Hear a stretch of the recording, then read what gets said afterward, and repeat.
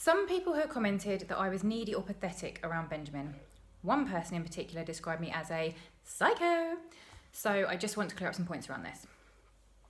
Having every aspect of your life and relationship filmed is exhausting. There were days when I was being filmed all day straight after working a night shift, days when I was up for work at 4 a.m, back home at 4 p.m, with a camera crew waiting for me to walk through the front door and filmed non-stop until midnight.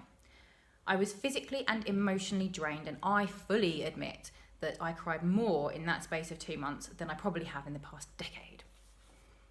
Before and after being filmed together, we both have to do separate interviews, which the other party would not see or hear. In those interviews, we would be asked some quite probing questions, which would sometimes change the mood of how we were together. Ben asked me to go to Portugal with him on business, but I couldn't get the time off work. When he arrived back, I was going to mention to him about not letting me know that he was there safe, as he had said he would. I was cross that he hadn't done that, but I wasn't going to have a go at him or anything before he arrived back. I was asked questions like, how does it make you feel to know he was having too much fun to message you? Do you think maybe he didn't miss you? Do you think he was happy to have space from you? These sorts of constant questions make you analyse everything your partner does. I was once even asked, does it upset you that he loved his ex and he doesn't love you? Though my reply to that was something like, we've only been together a couple of months, I'd be worried if he did already. The vast majority of our arguments were on camera. I'm not sure if it was the pressure of being filmed or the pre-interview questions, but we definitely argued more on screen than off. In fact, while living together, I can only remember one argument off camera which started over a cup of tea. I had made us dinner and then we rather romantically danced together as we often did. Then I washed up while Benjamin made tea. But he put full fat milk in mine and I don't like full fat milk, so I said to him that I had some skim milk in the fridge.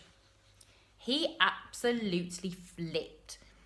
He got so angry about this cup of tea. He was looming over me, almost like snarling at me. It was like really aggressive. I got so scared I had a panic attack. I've only had 2 panic attacks in my life and his actions really freaked me out.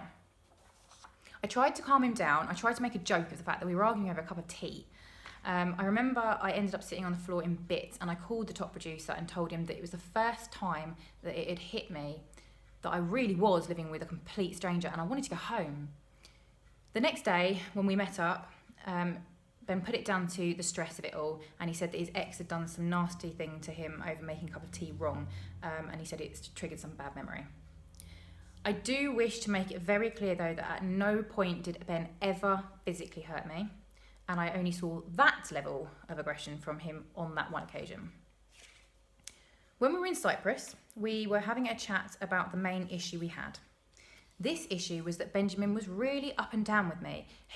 We would get on great and things would get better and better, and then Ben would have a meltdown saying that it was all too good to be true and that I would break his heart eventually, and he would suddenly be really cold and push me away, and he refused to talk to me about what was bothering him.